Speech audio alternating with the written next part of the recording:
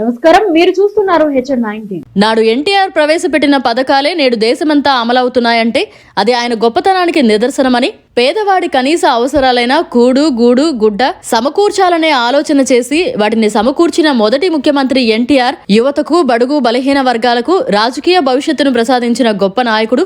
ఎన్టీఆర్ వర్ధంతి సందర్భంగా ప్రతి ఏడాది అన్నదానం చేస్తున్న శివకుమార్ కు అభినందనలు తెలిపారు. ఈ కార్యక్రమంలో చేజర్ల వెంకటేశ్వర రెడ్డి, తెలుగుదేశం పార్టీ నాయకులు గుటూరు శ్రీధర్ నాయుడు, పతంగి రామారావు, జొన్నాదుల రవికుమార్, వెలగపూడి శ్రీనివాసులు, కలికి సత్యనారాయణ, ఇంటూరి విజయ్, కుంకాల జనార్దన్, ఇందుపూరి మురళీకృష్ణారెడ్డి, పసుపులేటి శ్రీనివాసులు తదితరులు పాల్గొన్నారు. అందరికీ నమస్కారం. స్వర్గీయ నందమూరి తారక రామారావు గారి 28వ వర్ధంతి సందర్భంగా కోవూరు మండలం గంగాపురం గ్రామంలో బుధవారం శివకుమార్ గారు ఆధ్వర్యంలో శ్రీధర్ నాయుడు గారి సహకారంతో వర్ధంతి కార్యక్రమం నిర్వహించి పేద ప్రజలకు అన్నదాన కార్యక్రమం చేపట్టడం జరిగింది. ఈ సందర్భంగా స్వర్గీయ నందమూరి తారక రామారావు గారు ఒక నటుడిగా, నిర్మాతగా, దర్శకుడిగా సినీ రంగంలో తనకు తనే సాటిని నిరూపించుకున్నారు. అదేవిధంగా రాజకీయ రంగంలో ప్రవేశించిన తర్వాత, పార్టీని స్థాపించిన తర్వాత కేవలం 9 నెలల్లోనే అధికారంలోకి వచ్చి ఈ దేశంలోనే ఎవరు సాధించినటువంటి గొప్ప ఖ్యాతిని నందమూరి తారక రామారావు గారు సాధించారు. ఆయన ముఖ్యమంత్రిగా ఆనాడు ప్రవేశపెట్టిన పథకాలన్నీ కూడా ఈరోజు దేశానికి ఆదర్శమై అన్ని రాష్ట్రాల్లో కూడా అమలవుతున్న పరిస్థితులు మనం చూస్తున్నాం.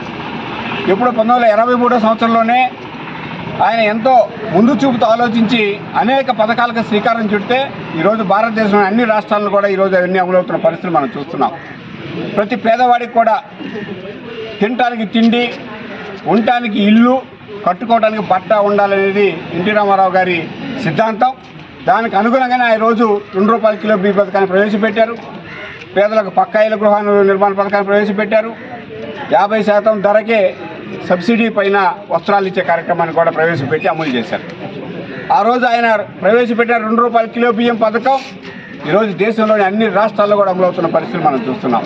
ఆ రోజు దేశంలోనే మొట్టమొదటిసారిగా పక్కా గృహాల నిర్మాణానికి శ్రీకారం చుడితే ఈరోజు భారతదేశం అన్ని రాష్ట్రాల్లో కూడా ఈరోజు పక్కా గృహ నిర్మాణ పథకం అమలవుతుంది.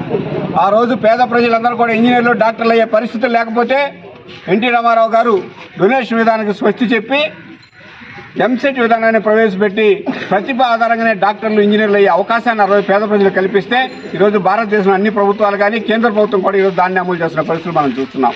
భారతదేశంలో మొట్టమొదటిసారిగా మహిళలకు ఆస్తిలో సమాన హక్కు కల్పించిన వ్యక్తి ఎన్టీ రామారావు గారు అయితే ఈరోజు భారతదేశం అన్ని రాష్ట్రాలు కూడా దాన్ని అమలు చేస్తున్నారు.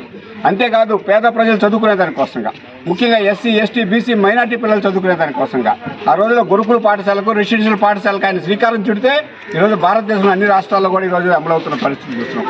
ఆ విధంగా అనేక పథకాలకి ఆ రోజు ఆయన రూపకల్పన చేస్తే ఎన్ని ఈరోజు అమలు చేస్తున్నారంటే ఈరోజు భారతదేశం అమలయ్యే సంక్షేమ పథకాల్లో సగానికి పైగా ఎన్టీ రామారావు గారి ఆలోచనలోకి పుట్టిన ఆయన అమలు చేసి చూపించిన ఈరోజు దేశం అంతా అమలవుతున్నాయి. ఈ సందర్భంగా ఆయన వర్ధంతి సందర్భంగా ఆయన ఘన నివాళులు అర్పిస్తూ ఆయన ఆశయ సాధనగా మనందరం కూడా కంకణబద్దులై వచ్చే ఎన్నికల్లో తెలుగుదేశం పార్టీ గెలిపించే దానికోసం మనందరం కూడా కృషి చేయాలని కోరుకుంటూ సెలవు తీసుకుంటాం. మరిన్ని అప్డేట్స్ కోసం మన HN9 టీవీ ఛానల్ ని సబ్స్క్రైబ్ చేసుకోండి.